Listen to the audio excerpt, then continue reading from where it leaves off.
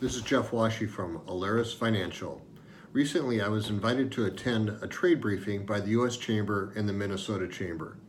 I was one of 6 business representatives in that group with a discussion focused on NAFTA, steel and aluminum tariffs, and trade with China.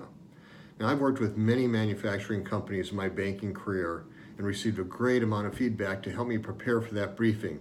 Some of that feedback included that commodity prices are at a 4-year high, material shortages are already starting to occur. We're seeing average steel price increase already at 10 to 15%, and they've been as high as 36%.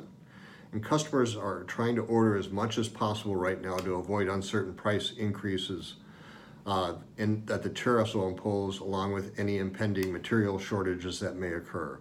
Again, thank you for all the feedback that so many of you provided. Now, as I mentioned, the trade briefing was intended for a small group of business leaders to meet with John Murphy, Senior Vice President for International Policy at the U.S. Chamber of Commerce, along with Doug Loon, President of the Minnesota Chamber. I shared with them the comments and concerns I received, and as you would expect, that was very consistent with what Mr. Murphy has been hearing from every other region he has visited. A brief summary of that discussion included China. The Trump is negotiating with China around 2 main subjects: trade imbalances, as in 2017 there was a $375 billion trade imbalance. Second, Chinese unfair trade practices, especially around American intellectual property.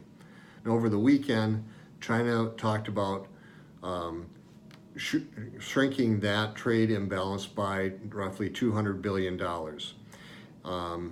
And both sides agreed to pause the tariff threats to further negotiate those 2 issues. Now, on NAFTA, negotiations are in a tough spot. There are a number of issues that the Trump administration is asking for. Probably the one with the most rub is a sunset clause in which the NAFTA agreement would automatically sunset after 5 years, unless all 3 countries agreed to renew it.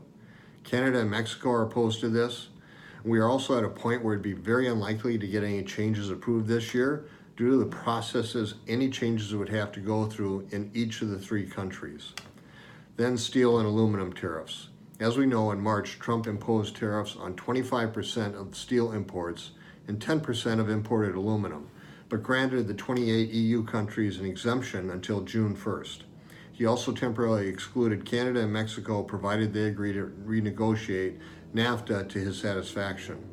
Now, June 1st will be a very important date to see if the exemptions are extended or if President Trump will allow them to move forward.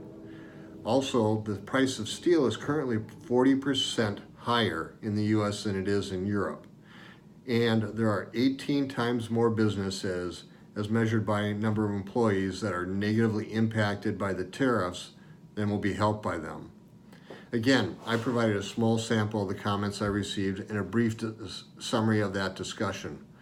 I hope you find it helpful. If you would like to hear more about what comments were shared or the insight on the trade briefing, as well as what potentially could be done to try and impact that tariff decision, I would certainly be available to meet with you. You can call me at 952-417-3712 or just respond to my email. Thank you and have a great Memorial Weekend.